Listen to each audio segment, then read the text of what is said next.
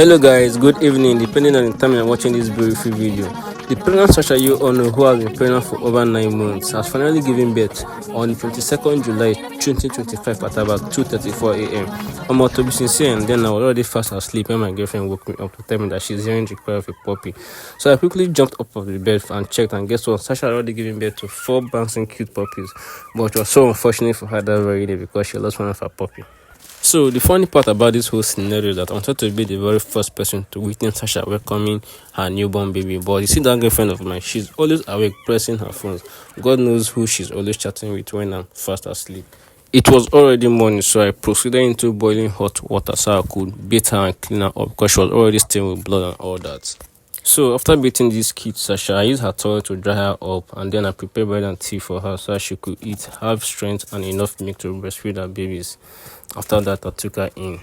I will leave you all to enjoy the rest of the videos. Goodbye. Love you.